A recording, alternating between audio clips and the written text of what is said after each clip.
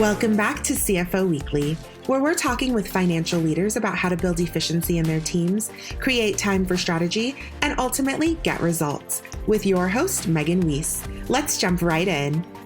Today, my guest is Glen Parrillo.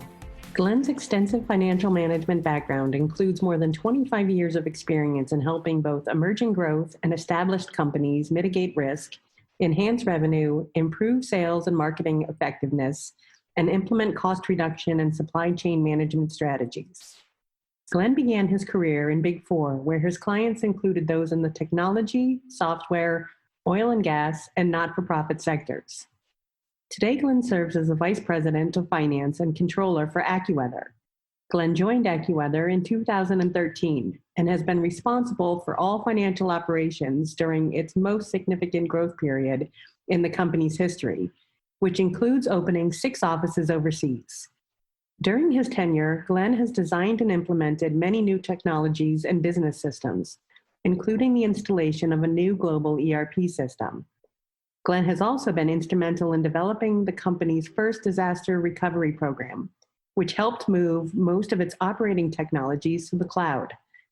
A former resident of Annapolis, Maryland, Glen now lives with his wife and 3 children in State College, Pennsylvania. Glen earned a Bachelor's of Accountancy from the George Washington University in 1991 and is an active CPA. Glen, welcome to CFO Weekly, and thank you so much for taking the time today to share your experience with us. Well, thank you for having me. Yeah, today we're going to be talking about several important topics that look at the past, present, and future of accounting. And we'll start with the roles of controller and the CFO and discuss how both of those roles have evolved over the last 10 to 20 years and what that means for those roles. We're also going to discuss how to be thinking about automation and how to get the most out of it. And lastly, we're going to touch on the future and how to prepare for 2021 and beyond. So let's get started. First, tell me about your career progression, Glen. How did you get to where you are today? So I have a more interesting pathway, I think, than probably the traditional person who came out of college and decided they wanted to go into finance and accounting. Like many people, I cut my teeth on, coming out, going into Big Four and working through the accounting world. But I knew very early on in my career going and becoming a partner at an accounting firm was not what I wanted to do. I really realized that my long-term ambition was to be a controller or a CFO somewhere and work inside an organization from that standpoint.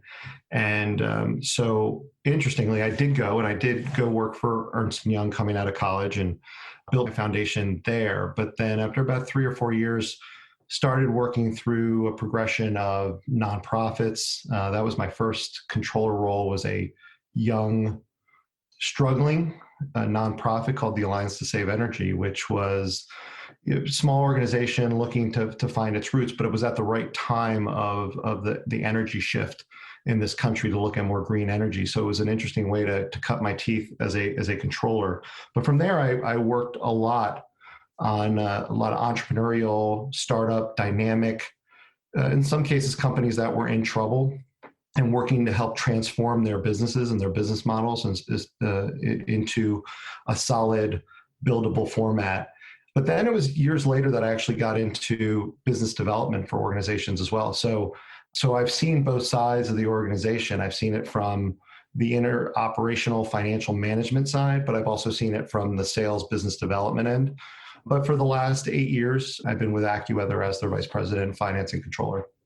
Wow, that's a really interesting career path. I don't hear of many people or accountants that, go into sales. So, well, it's funny because it's always been my struggle from a career perspective, because I've always had this piece of me that is driven by people, even within the organization. Like I thrive on working with others and I thrive on working with people. And I also enjoy the idea of meeting people outside your own organization and learning about their businesses. And that was the nice part of when you work in public accounting, because you get to see so many different businesses. But yeah.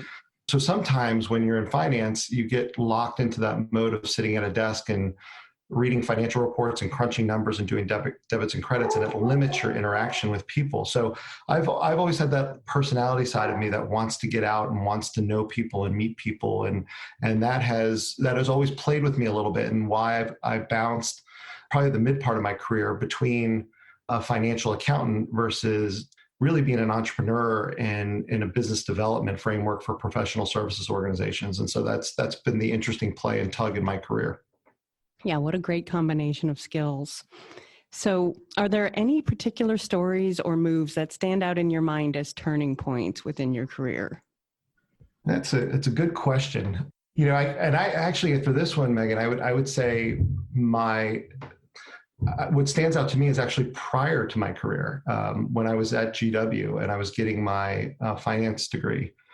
It was interesting going to GW. My dad actually worked for NASDAQ, which happened to be about 7 or 8 blocks from my dorm room when I was in college. And a lot of times I would walk up to his office, every other week and have lunch with him just to say hi and see how he was doing. And he would check in on me. And I remember going up, I think I was a sophomore, and I walked up to his office and I sat down, and he did the great dad thing of asking me how I was doing, how school was going. And I was telling him, even though I went into college as an accounting major, a declared accounting major from the day I went in, I told him that sophomore year that I was really thinking about going into economics because that I loved economics. And maybe for those who remember, the Family Ties shows and Michael J. Fox and Alex P. Keaton, who loved economics, I was going, maybe I'm really good at this and this is what I want to do. And he actually walked me down the hallway in his office to a gentleman named Enno Hobbing. And Enno at the time was the chief economist for NASDAQ back in the late 80s. And as he sat me down with Enno and said, Enno, Glen's thinking of changing his major, and what do you think? And Enno said some very profound words to me at that time, where he said, Glen, he goes, I would love to say to you, go be an economist. He said, but the reality of being a finance professional and getting your accounting degree, he said, economists are limited at times to what they can do, or their pathway in organizations is somewhat limited. But he said, if you go become an accountant, you can become a controller, you can become a CFO, you can become a COO, and you might even be able to become a CEO of an organization. And it opens your doorway to much greater possibilities. And those words stuck with me. I stayed with being an accounting major, and his words were very profound because I have been able to, in my career, see so many different parts of organizations. As I mentioned, I did business development, but I've also been able to work inside of operations. I've been able to work very closely with IT management professionals. And certainly I've been able to lead the finance function for several different companies and help transform the business. So I feel very fortunate that was something that I did. And again, also taking those so I'll call them hiatuses around doing financial management and jumping in and doing business development and seeing from the other side what it's like to generate revenue, what salespeople have to do, how do you market a company. Those were extraordinarily valuable moments in my career to be able to diagnose a business better and understand and sit in those meetings with the executives and really understand the business more. They were hugely invaluable in my career. So those are probably the two big things that I can think of that come to how I basically transformed my career and took that pathway down. Yeah, what great stories. And your first story really rings true with me too. Is that's one thing I've loved about accounting is just the paths I've been able to take because of that degree. And when I talk to CFOs, they all have, unique and interesting pathways to where they've gotten today. Yeah, and it's funny, you think about it. Like I have a daughter who's about to go into college next year, and we say this to kids going into college about how important it is to get other experiences, maybe take a semester abroad and go do something different, just to see and expose yourself to things, because you don't know what you like and you don't know what you're good at sometimes until you actually go through the process. And I think some of those experiences are hugely invaluable just to test it, even if it's just to test yourself and test what you like. And I think those are important, but I think it expands and broadens your horizons as to what you can contribute back to an organization the more you had and shared experiences on certain things. So it's been great. Yeah. definitely the more you experience and see in life, the more you have to offer almost everything. So Right. great Correct. advice. So let's talk about AccuWeather. What does that organization do? It's funny. I came to State College 8 years ago, almost 9 years ago, from the DC area. And when we moved up here, I had always known the AccuWeather name. The AccuWeather name, if driving around Washington, D.C. all my years in public accounting and working as in different businesses, we had long commutes down there, a lot of time in traffic, and you'd always hear the AccuWeather name on the radio, and that's what I knew of it. But then we do so much more than that. We are a global brand. We operate in almost every country in the world in terms of producing weather forecasts all over the globe. And it's unique that you've got this small town, this company here in State College, Pennsylvania, that is a global name and a global brand. But the name is such that it's ACCU. The ACCU stands for accuracy. And we are a highly accurate weather forecasting engine for the world. But many people are going to know us today because of our desktop website, our mobile website, or even our app. And they're going to know us from that and say, okay, that's AccuWeather, they produce weather. But we do so much more than that. And it's really a hidden gem in terms of the business. So like I mentioned, I knew us from radio. So we still do radio. And there's a lot of radio stations around the country that when they do their weather spots, it's our weather. Most newspapers are going to have our weather printed inside of their newspaper or on their web pages. We'll have our weather behind it. There's lots of TV stations around the country that use our weather, or their meteorologists will use our weather for their broadcast. But many people don't realize that we have a very fast growing network that we are producing now. So we are on Verizon Fios, Frontier, and DirecTV currently. We were happy to announce recently that we just expanded our carriage through Charter Communications through Spectrum TV. So we're excited about that. So we have a network that's growing in carriage and distribution around the U.S. But we also, one of our biggest pieces that we do, and an exciting piece too, is our B2B business. A lot of people don't realize that we actually produce customized and specialized weather forecasts for businesses. So if you're a farmer, or if you're a hardware store, or you're a manufacturer and you've got plants that you're producing your goods out of, we can produce severe weather warnings that might affect those plants and those conditions there to get their employees to safety when needed. We can also help companies manage their inventory, and from a standpoint of when's weather going to be good. It's going to be in early spring. Maybe you want to sell more plant and landscaping equipment early. So we do a lot of that. We manage a lot of the transportation businesses in the country so that they can forecast where their drivers need to be and go and avoid severe weather impacted areas. So we do a lot of highly specialized weather severe warning type of forecast. So we've just got a lot of interesting things. AccuWeather is just not one defined business. We're a digital media company, but we're also a technology company. We're a weather forecasting company. We're a B2B company. We're a TV network or radio network. We got just a lot of different things that we do for our customers to get our name out. So we're very excited about what we do, how we do it, and what we're able to produce. And our MO at the end of the day is to save lives, save property and lives. And if our forecasts are working properly and our weather warnings are correct, we've shown that we save a lot of property and lives, and we're very proud of that. Yeah, definitely a very recognizable name, and yeah, lots of things that you guys do that I didn't realize. So Sounds like an interesting place to work. Yeah, it's a very unique place to work, is to say the least. It's a great place, and Dr. Joel Myers is the founder of the company, and built the business 58 years ago, and he's still running the business today, and still heavily involved in the business, which is fantastic. So we've truly got a unique company all around, from the founding of it to the delivery of it to the growth of it all these years, and how it's transformed and found multiple iterations of itself through its career. So it's been a fantastic 8 years working for the company. Yeah, definitely sounds like a company that's staying relevant. Yes. 58 years in the business is a long time.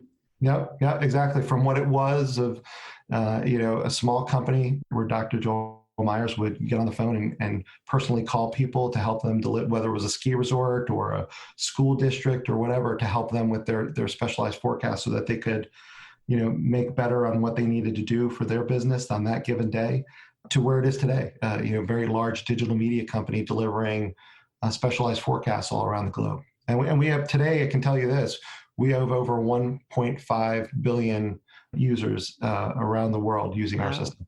That's a lot of people. Mm-hmm. So let's talk about the role of controller. How have you seen that role change over the last, let's say 10 to 20 years?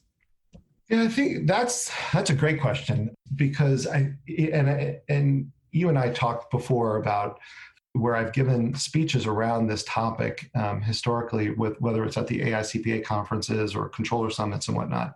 And this is a unique conversation that comes up over and over again with my peers in the industry. And I think there's been a couple things that stand out to me in the transformation of the controller. I can remember when I first started in the early 90s with E&Y and would go visit clients, and that controller still had that, I'll give you that stereotypical green eye shades type of accountant sitting there, crunching numbers was the key, producing the financial report for the CFO was the key. And that's basically what they were limited at doing. And then as the 90s went on, you could see the transformation starting to happen. And that transformation of moving that controller away to being much more than that green eye shades, Bob Cratchit kind of accountant, it started to change, right? And all of a sudden you started seeing them being more involved in the business because so many things were crossing over and pollinating through the organization. And I think that's the result of several different things happening, but the controller started to have to get more involved with business systems and IT and understanding that side of the business more than just understanding the debits and credits. And then the controllers also started having to get more involved in the business operations side of things and starting to become a little bit more of a strategic thinker within the organization rather than close them off in that corner office and make them crunch the numbers. You started to see a controller starting to become more involved in the decision-making and the strategy of the business. And I think that transformation, because there are so many things now that affect the controller's role, from compliance to IT to really what the numbers are telling the business it should be doing and how it should be growing and morphing. So to me, that controller role is really transformed. And I'll tell people a lot of times that what I see from my seat and the days even in the consulting world is that the CFO is now more tied to the CEO's hip than ever before. That CFO is a critical strategy thinker for organizations and heavily involved there. And that controller now has to support that CFO in that function, and they have to be tied to the hip. And so, I really view it as the CFO has become, or the controller has become more of yesterday's CFO, and yesterday's CFO has become more akin to the CEO, the COO, and the chief strategy officer in an organization. So that growth has really kind of transformed. I think mid-sized businesses to larger sized businesses are really starting to see that impact. I think if you're truly a small business, it may not be as prevalent. But in a mid-sized to larger sized business, I think that it's ringing very true. And that's what I'm seeing my peers get involved with out in the marketplace. Yeah, and to your point, I think IT has been such a huge catalyst for change in the last 20 years. I mean, you just look at how quickly it's evolving. Yeah, it's forced all of us to kind of level up. Yeah, I totally agree. And I think what's interesting, I think you just hit on it, which is IT. I think when people say, well, what caused that change, or why is that change occurring? I think you look at two main catalysts of change. I think the one is certainly the IT, the pressure on business systems, because you can't just be a number cruncher anymore. Number crunching isn't good enough. You have to really understand the IT side. You have to understand the financial reporting side. You have to understand how the input translates to output. Then you have to understand your internal customers and what they need. And how do you get that to them? And I think you hear the term informatics all the time. And I think ultimately over time, that informatics idea data, understanding data and being able to deliver that data to your users, which are really your business managers and your critical thinkers within the organization, so that they have the information they need to run their area of the business, I think is critical. But then when you think about IT, the pause on IT, which is challenging, which is tied more towards the Sarbanes-Oxley catalyst in this change, where Sarbanes-Oxley came in and all of a sudden, the Enron incident and everything became internal controls. How do we need to do, even for private companies, how do we strengthen our internal controls to run our company in a more strategic, secure way? And I think that catalyst of change with internal controls is key, but now think about it back to IT. You have to translate that back into IT controls as well. So now the controller can't just be thinking about financial controls. They have to be thinking about technology controls as well. And that is a key driver. So when people say to me, Glenn, what keeps you up at night? It's the unknown. I'm not an IT person per se. I know enough about it to be dangerous to some degree, but you have to be able to translate that into your business to make sure your IT controls are secure, especially as we move more things to the cloud and all those things. So I think the impetus of what happened with Sarbanes-Oxley on top of the IT controls, those two things coming together as a perfect storm really started translating, hey, what is the controller now responsible for inside the organization? And then the last piece of that component is compliance in general. Just compliance in general is driving the controller role in a lot of different ways, because we have to make sure that the organization is compliant, whether it's in federal and state and sales and use tax filings and international compliance, and all of those sort of things drive to the controller's desk, not to the CFO's desk most of the time. And the controller supports all of that to make sure, and to be able to make sure to the CFO that all of those things are handled properly and well, and that sort of thing. So I think those things have really driven that role. Yeah. I mean, it's got to be a very difficult role, just trying to keep on top of everything that's always changing. Absolutely. And it's such a dynamic place. I mean, you just even look at sales and use taxes from that standpoint. Each state is running into budget problems, and so they're looking at ways to become, to generate more revenue. And states are becoming very aggressive on sales and use tax issues. And so dealing with those compliance issues of responding to them, talking to them all the time, working proactively in some cases with states on those issues, that's a lot. And if you don't do it right, you can open up the exposure to the company in a way in which the owners or the shareholders are not going to like if it's not maintained well. So you have to make sure you're on top of those things all the time. And it's one thing that, I'll talk to my peers about this all the time. It's one of those things where you can't know everything.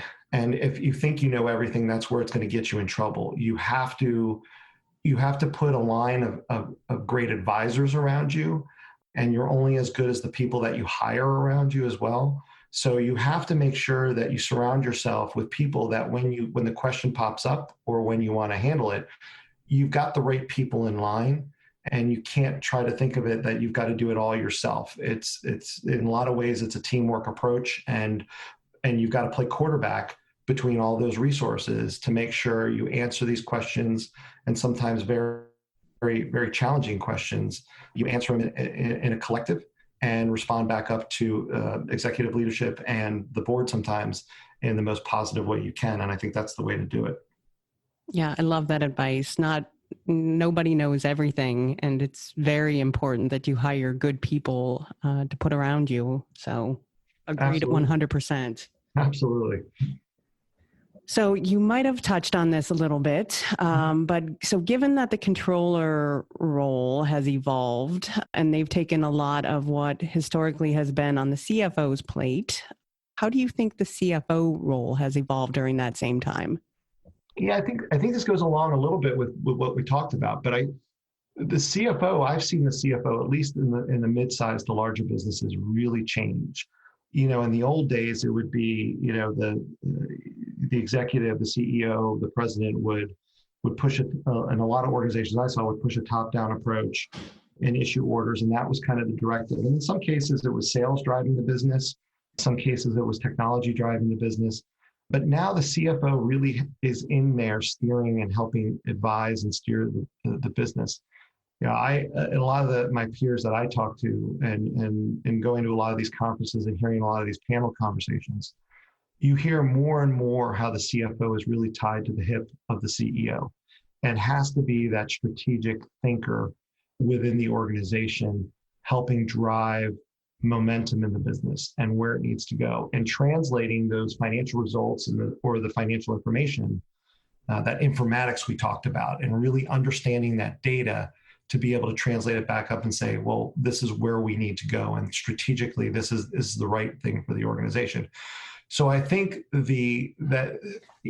talking about it before, you have that controller there who really is tied to the hip of the CFO. That controller is really managing the detailed day-to-day financial operations, the compliance, and all the things associated with that.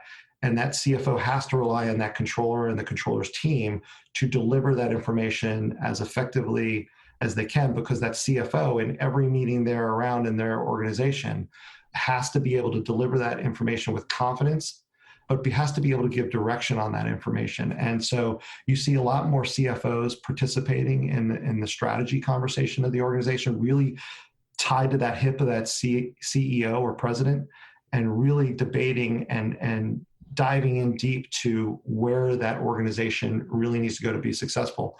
And you're seeing more and more of that, where I think 20, 25 years ago, that CFO would have probably been knee deep in the detail with the controller. And I don't think with how things are changing and how dynamic things are, that can be afforded anymore, because there's just too much activity. There's too much going on that CFO is required to participate in for their detailed analytical information on the business. Yeah, I've read lately too that more CFOs than ever are being promoted to the CEO roles. And I think, 20 years ago, those would have been two very different career paths. Yeah, I totally agree. And you and I were chatting about that earlier, about when you think about information. I mean, information is key, right? Like everything that we do in our business is based on data now. It's data. You're seeing it everywhere, whether it's, I love how Major League Baseball talks about analytics and how they evaluate their players via analytics. But in a lot of ways, businesses have been doing that over this last 20, 25 years, have been driving to an analytic-based business. And then you need to take those analytics and you need to understand them. And I think the reason, to your point, that you see a lot of CFOs jumping into CEO roles is because they're very good at understanding the analytics of the business. They're very good at understanding the data that's being driven by the business and making interpretations of that data back to the board or back to other members of the organization. So I think that's why you're starting to see that transformation happen more than maybe what we saw 20, 25, 30 years ago. So switching gears just a little bit, let's talk about automation. And it seems that everybody's talking about it these days, and a lot of companies are investing very heavily in it, but not getting exactly what they'd hoped for out of it. So this is kind of a 2-point question, but what should we be looking to automate, number one, and two, how can we get the most out of what we automate? I love that question.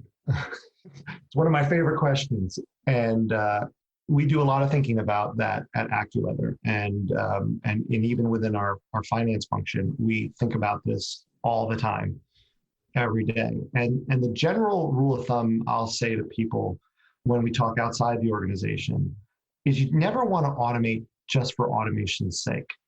And I think where organizations struggle is they just generally assume all automation is good automation, and it's not. And one of the things we've talked about in our finance function now, I can say this, since I've been at AccuWeather, we've been able to grow the business almost 3x since I've been here. And I have less operating accountants today than I did when I joined the company in 2013. And we've done a lot of that through automation, and it's great. But there's risks with automation in the finance world. And the risk with automation is, you generally think about how can I make the business more efficient? But what ends up happening a lot of times is the system that you're operating in, if that system, let's say you bolt on, as an example, if we bolted on a credit card processing system, for example, I'll use a simple example, and we bolt that onto the existing system that we're using. If our accounting system is looking to upgrade and that bolt-on is not ready to upgrade, you run into system conflicts and you can't upgrade your main system in those situations. So you end up managing a lot of different technology. But the burden it puts on the organization is that I might be able to eliminate a role in accounts payable or accounts receivable by auditing, but by using systems that I need to bolt onto the system that I now need to maintain and update on a regular basis, I now may be required to carry more IT people on staff. So the trade-off sometimes is, yes, you've eliminated maybe some accounting personnel, but now you've added IT. And going back to my comments earlier, where we talked about what keeps you up at night, and sometimes it would be the IT side of it, because I'm not an IT guy. So if I shift away from my core expertise of being an accountant to where I'm now more heavily reliant on the IT side, now all of a sudden I'm losing a little bit of my control on the organization of what I know and relying on the IT side of the house to help maintain my system. And so there's risks in there. But just automating for automation's sake, just because we say, okay, it's going to do better, I always warn people and say, if it ultimately doesn't drive value to the end user, the customer itself, if it doesn't drive value, if I'm not making my system better, leaner, more efficient, and more cost-effective for my user, it may not be worth it. And so what we talk to people about all the time when people ask how we did it and all the great advances we made in automating a lot of our systems, at the end of the day, I have to look at my internal customers and my external customers and make a decision that if these things help us speed things up, if it helps ultimately drive value to the end user, then we look at it and we take it seriously and we go and implement it. So we've taken a very pragmatic approach. We love automating. We like doing it. I think a lot of people see the value in it, but that's been usually the ending cost benefit analysis that we do, is to make sure it is ultimately driving value somehow, some way to the end users.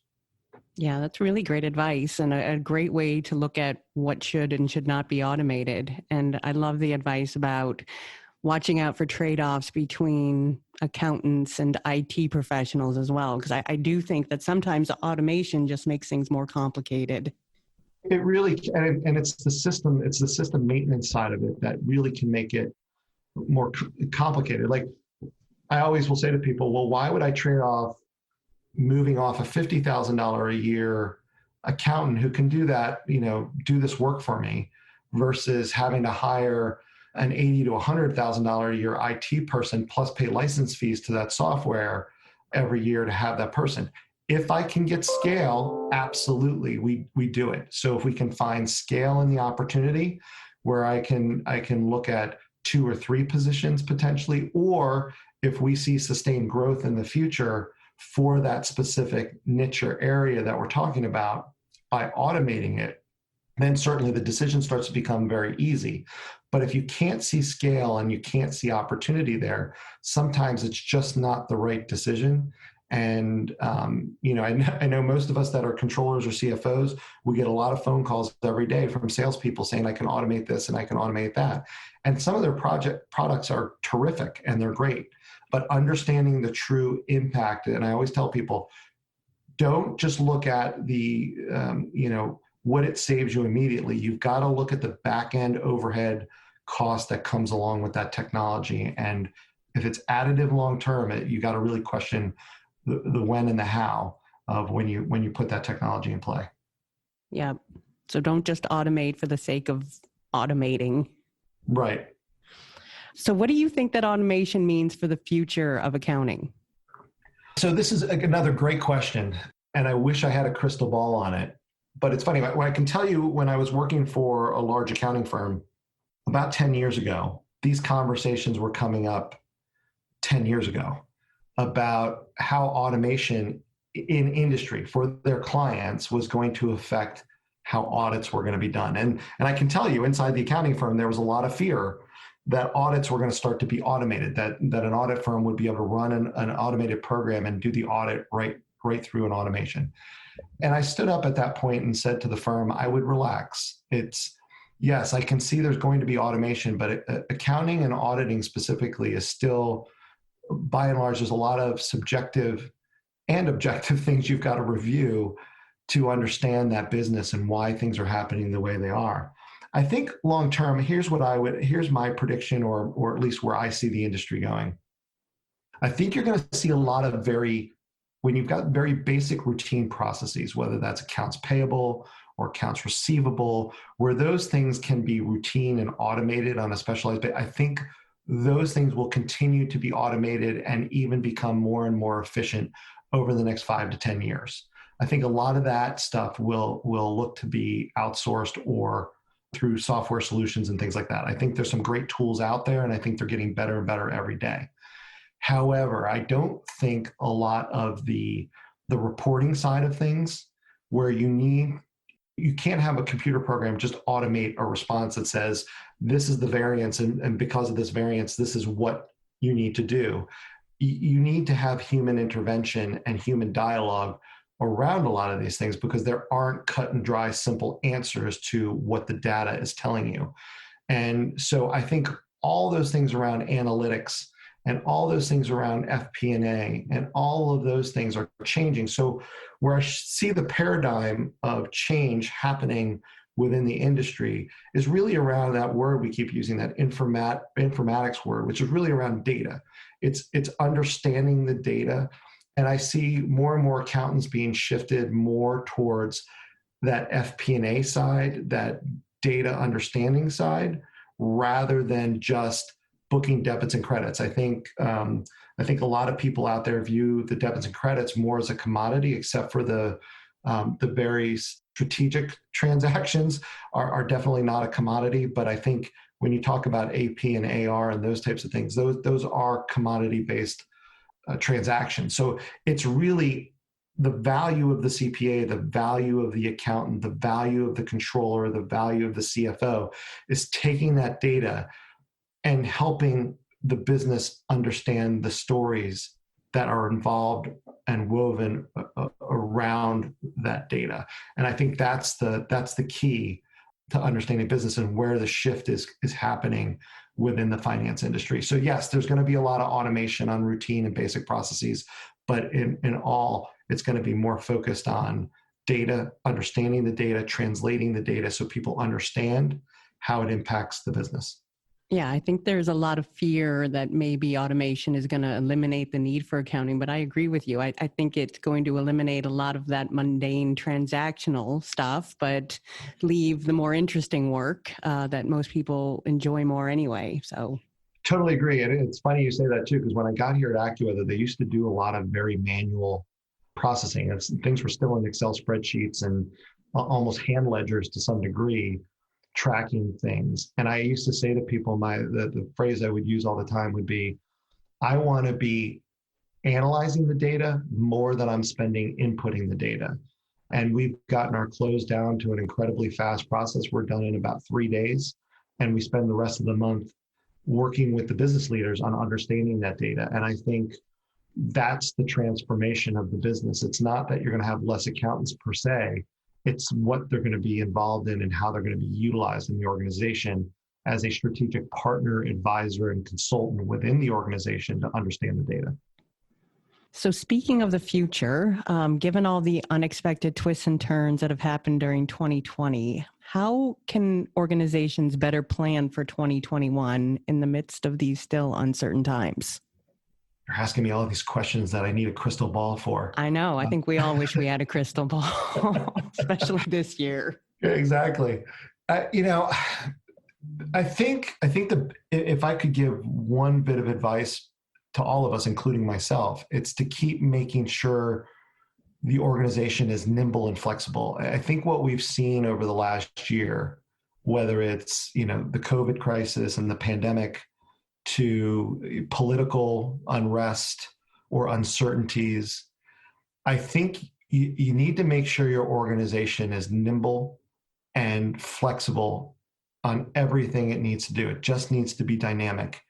because we don't know. I mean, Megan, if you and I were sitting here at this in this conversation a year ago, would either one of us had uttered the concern that we thought a lot of businesses were going to have to remote staff their entire workforce for almost all of 2020? Would have seemed totally illogical, and probably we could have seen, a pandemic's coming, and maybe we'll have to be careful about how we interact with people not to catch a virus. But we would have never thought that a year later we'd be looking at a continued work from home model for most businesses. It's a really interesting time frame, but you have to be able to react quickly, and we were fortunate at AccuWeather that while it was hitting us, and it was a significant concern to us when the government started issuing the mandates in mid-March to work remotely and let's shut things down. We were very fortunate that we were already in a mode where we could be flexible and dynamic with our business model, and we were. And by moving people home to be able to work from home, that was a great validation of what we had already built, because we survived, and we survived well. It took us a few months to adjust, and that was the concern at the time. But we had already started thinking back in 2014 when I first came on board at AccuWeather. I forced the conversation back then about disaster recovery. And, back then I was thinking about a fire in a building somewhere or something along those lines that might shut us down for a little bit. I wasn't thinking about a pandemic, but those plans that we started building with our IT team back in 2014, 2015, 2016, and we put into played very well. Because I can tell you today that my staff works remotely, and we work almost as well, if not better. Some would argue we work better remotely than we do when we're in the office, because we don't have the distractions while we're in the office, and we've been able to work very effectively. So I would say, with all this uncertainty, the best thing businesses can do is keep themselves nimble. Think about ways in which you can operate your business from very unique circumstances, and keep it lightweight and nimble, because otherwise, if you get caught into too much overhead, you can really cripple the business. Yeah, totally agree. I think a lot of businesses this year have only survived because of their ability to shift gears. Absolutely. And a lot of businesses have had to be very creative. Now, there are certain businesses, certainly the restaurant industry and the hospitality industry, probably been hurt more than any other industry out there. But for all those other businesses that think about how can we operate, or those businesses that are manufacturing businesses, and they got to think about how do we still produce our goods but keep our people safe, but how are we going to work the staff here to rotate people through in the safest, most efficient way possible, but not impact revenue and not impact the bottom line. I think a lot of businesses have been very, very successful this year, and I think a lot of companies should be very proud of how they've been able to manage themselves through such a unique time in all of our lives right now. Yeah. I mean, it truly is amazing that so many businesses are still running and thriving, given, all of the challenges of 2020. Absolutely. It's again, I try and tell my kids, I have never seen this in my first 50 years. I hope I don't see it in the next 50, but agreed. This is not normal. And, to young kids, if to them it might feel normal, but it's not normal. So what should CFOs be focusing on, and how can they best prepare themselves for tomorrow's challenges? Yeah, I think, again, a lot of that is driven by the unique circumstances of each business out there. But I think businesses, if as folks who are CFOs, and certainly I'm tied at the hip with my CFO, compliance is becoming such a huge part of our world. Internal controls, IT controls are becoming such a huge part of our world. And to me, that's a key part of the business and where we're going, what we need to manage. But I would say, relative to all that, right? So we just talked about the impact of COVID and how important that is. To me, every business out there, every CFO out there has to be considering three main components, I think, on the business. One is the dynamic nature of the industry around them. And part of that is compliance. Being nimble, being flexible, being able to expand, contract at rapid pace in rapid time is key. But the second component I would think is risk management. Risk management is getting more and more complex every day. Understanding where you need to protect your business, how you need to do it, how you need to build out the controls internally to protect the business, but also at the same time, how do you protect it, and working with your brokers and your insurance agencies and carriers to understand how to protect your business. I think that is a very key and real thing. And when you look at the cyber world is changing and more complex, and you've got a lot of people out there with malintent going after people through a cyber world, that you really need to understand that. And your risk management program will help that. And usually that's the CFO driving that component of the business to make sure that the business is protected and stands up through the test of time. And you and I touched on this one. This is my third component for CFOs is we talked about this lightly in the beginning. It's talent. We're only as good as the people we surround ourselves with. And if we do a poor job surrounding ourselves in the finance world with good talent, you're going to struggle. You're going to struggle with good operating results. You're going to struggle translating those operating results to the business leaders. You're going to struggle with data management and that informatics side of the business.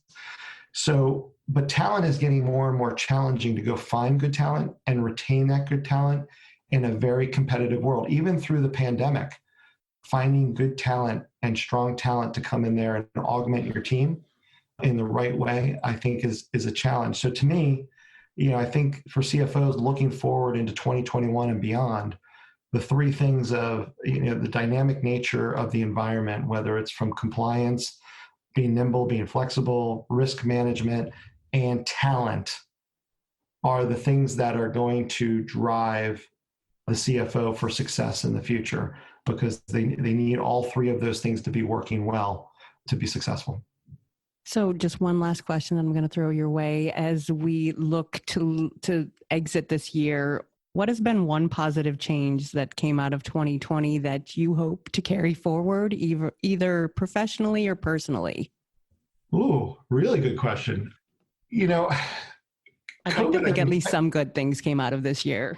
Right, and I do believe there are. Like I am always the type that looks to the positive side of things, look to the silver lining.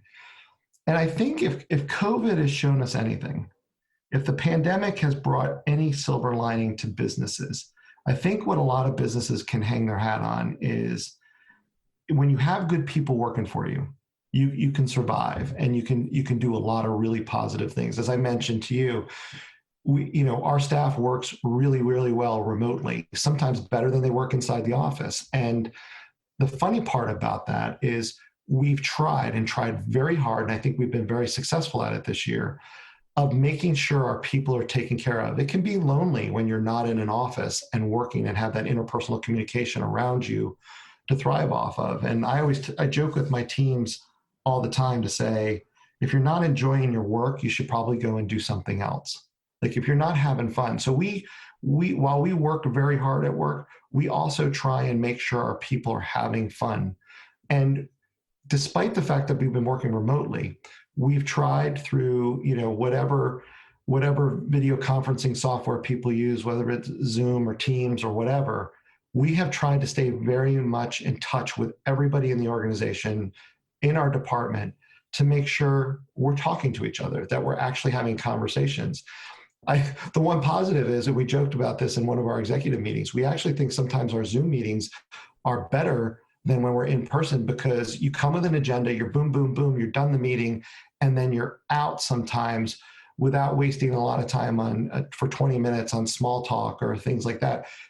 And so I think the positive is we may be improving our communications with our team and the ability to recognize and take care of our people in a right way, that people aren't being ignored or lost in the shuffle, that you're actually getting around and talking to people.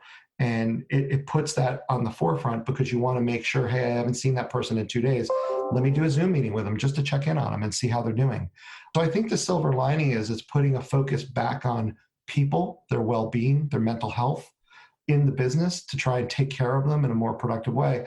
And so I think here at AccuWeather, we've done that. We've done that really well. We tried to make sure that everybody's taken care of, that nobody's forgotten out there, that we're getting around to all the folks and telling them what a great job they're doing and how proud of them we are and how they've managed and worked through the crisis. And I think, to me, if there's a silver lining when we come out of that, you'd like to see some of that momentum coming out of that when we're all back in an office and we're working shoulder to shoulder, that same sort of caring and understanding and concern for the well-being of people it continues to grow and becomes a more positive and not just in our business, but all businesses in total, that is a good thought process. So.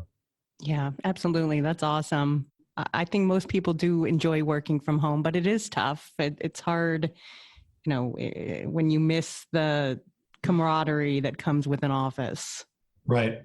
Yeah. I mean, it's funny. A simple thing, like one of our jokes internally, we have a guy that works on our team who's fantastic with the team, and he always brings in his dad jokes when we were in the office. He would always tell his dad jokes to the team, and that was always a good 5-minute breakup of everybody during the day as we came in and unpacked our things and got our computer set up every morning.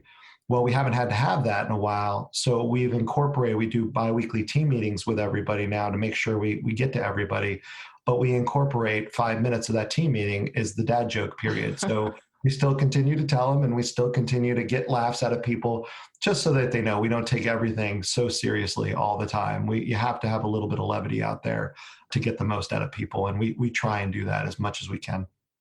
Glen, thank you so much for joining me today. Well, thank you very much for having me. I totally enjoyed the conversation. Yeah, I've enjoyed speaking with you and getting your perspective on the changing roles within accounting leadership and how we can continue to lead our organizations into the future. To all of our listeners, I hope you've enjoyed this episode as well. Please tune in next week, and until then, take care of yourselves. If you're ready to boost efficiency and streamline your accounting processes at significant cost savings, it's time to talk with Personiv. Their people-powered solutions have transformed the delivery of back-office tasks and general accounting functions for decades, partnering with clients to provide everything from accounts payable to payroll services. See what Personiv can do for you by visiting personiv.com. You've been listening to CFO Weekly, presented by Personiv. Please subscribe wherever you get your podcasts to hear all of our episodes. Want to learn more? Check out personiv.com. Thanks for listening.